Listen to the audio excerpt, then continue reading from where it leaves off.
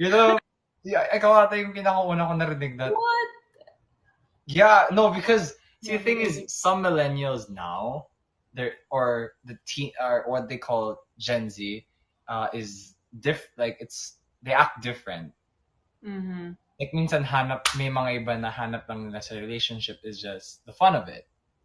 No. Pero kung maging totoo kayo guys, sa totoong relationship, you always need assurance, consistency, and syempre rin, don't give the person a reason to be jealous.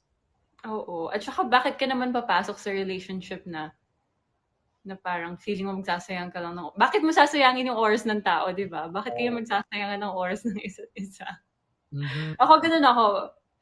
Ako, siguro. Yung iba, siguro parang, tawag dito, katulad sinabi mo kanina, yung iba gusto lang yung fun, gano'n, adventure, experience. Pero ako, lahat ng naging relationship ko, tumagal for how many years? 4 years talaga. Walang less than a year. Ganon.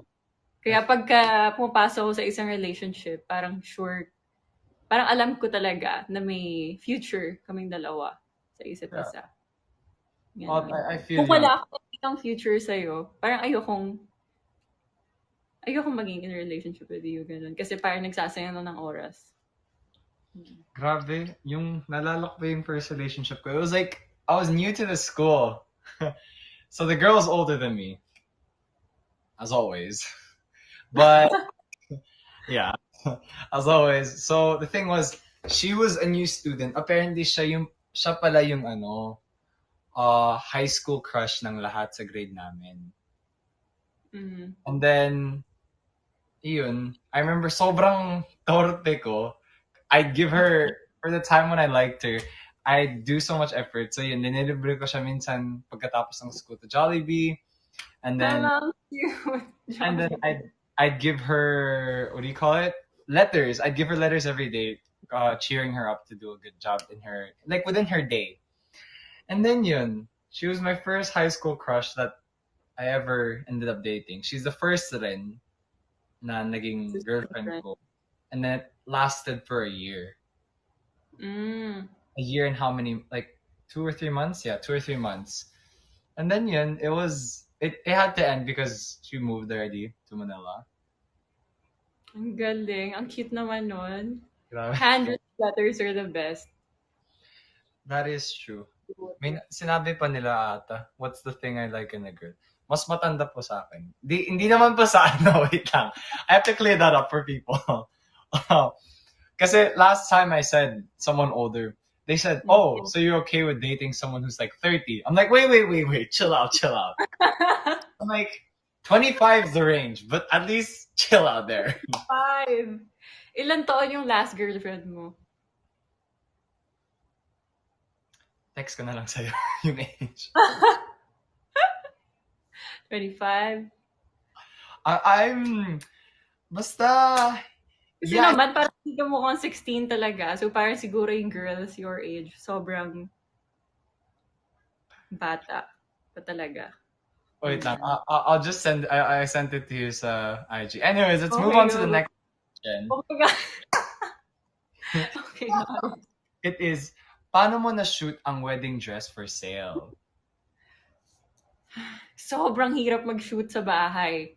Grabe, sobrang hirap talaga. As in, 2 days yung taping. Tapos, lahat ng scenes, literal, almost all the scenes, I was wearing a wedding gown, a ball gown. That was so uncomfortable, so itchy. It was so itchy. I was sweating the whole day. Sobrang lala. Pero, tinulungan naman ako ng cousin ko. Ayan, si Denise. Shout out to Denise if you're watching. Thank you. Ayan, tinulungan niya ako mag-shoot. Ayun, masaya naman kasi parang first ever crying scenes ko yun. Mm-hmm. Tapos, ang galing ng mga director. Napaiyak nila ako kahit through Zoom lang. As in, ang galing. Grabe. The effort. Tapos, ang ganda ng kinalabasan, in fairness. Wow. Oh, that is cool. That's... Wow. Nagbuhat ng sarili. Maganda naman yung kinalabasan. Decent naman siya. Yes. Guys, that's another reason why you should go vote for Diana. Next question is, Anong pinagkakaiba nito sa shoot mo with Ang Probinsyano? Sobrang layo. Sobrang iba nung experience. Sa Probinsyano kasi, syempre parang action series yun. Sa Probinsyano, puro outdoors, yung taping namin sa mga kalye, sa mga barrio, ganun, sa mga kanto-kanto. Sobrang iba, pati yung setting. Kasi ako sa bahay lang, tapos ako lang din yung, ako lang din yung parang, ako lang din yung nag-shoot, ganun, lahat, wardrobe ako. So, sobrang iba kasi setting pa lang, Probinsyano outdoors, may wardrobe, ganun. Oh, so bali it's like more Tapos on action, sobrang iba rin yung story. Di ba? there. Action, probinsyano, yung sa akin parang love story.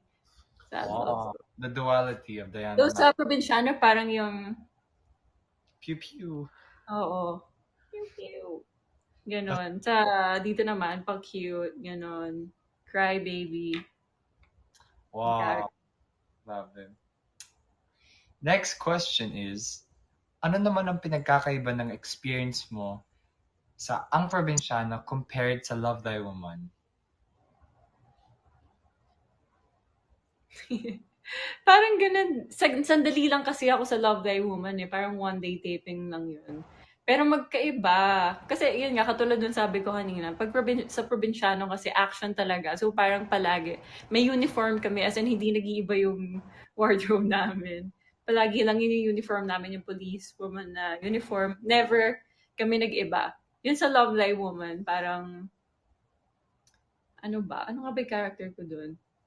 Parang cousin ako ng isang character doon. Super girly. Iba yung love story kasi yun. So parang medyo similar dito sa may pelikula ko. Ibang-iba kasi syempre action. Oh, they Ganun. were asking, nasampal. Thank you Oh po my sa ibong God! Ibong Adarna! Adarna. Wow! Thank you po. Oh my God, thank you, JL Morado. Po, at dahil dyan, since Oh my we God. reached Nasampal 100, ka doon, di ba? Oo nga pala, nakalimutan kong sabihin, nasampal ako doon sa Love Thy Woman. Kaya, ibang-iba talaga. was it an actual slap or was it a fake slap? It was an actual slap. Oo, it had to Oh, be. pala, Kasi, no? I'm forgetting you can't fake pero slaps. hindi naman masakit. Kasi parang eto lang, yung fingers lang yung pinapatama nila. Hindi kasama yung palm. Kasi pag kasama to, oh my gosh. Na-imagine ko, accident, nagalit ka sa co-host mo, tapos na ganun mo accident. Ah, that hurts! Ang Okay. sakit. Dito, Since pag sa tapings, ito lang. it was here, Mhm. oh, sabi daw, sino po nag-slap sa'yo? Sampalin ko rin. Ay, grabe po kayo. Si Yam Concepcion. Si Yam Concepcion po. Okay, since we reached 100,000, a huge shout out po kay Jill Marado. Privilege to Thank be you slapped po. by her. Thank you po kay Jill Marado. Since we reached 100,000, sasagutin mo na ang tanong na, ano ang dream wedding mo? Dream wedding. Nasabi ko na to before sa, ano nga ba yun? Ano nga ba yun yung game show ni Luis? Basta Minute, yun. Ha? is it Minute to Win It? Ayun, minute to win it. When we watched Sino the yung time Frankie ko? you guys. Oh my gosh, grabe, first round pa lang, we lost. Tapos, nakalagpas lang kami ng one round nung parang third day namin. Parang nanalo na kami. Sobrang OA namin. Nagtatalon kami dun. Sobrang achievement yung nakalagpas kami ng isang round. It's hard kasi sa Minute to Win It. Ang hirap, sobra, oo. Pero ayun na nga. Sabi ko dati, beach wedding. Beach wedding, tapos church. Parang church muna kasi my family's very religious. Ganun. And ako din. Pero gusto ko rin ng beach wedding afterwards. Double wedding. That's cool. That's sweet. Ang sweet nun. So, Kasi alam ko yung family ko gusto din nila na sa church. Tapos, after na, beach wedding ulit. So it's like two weddings. Grabe.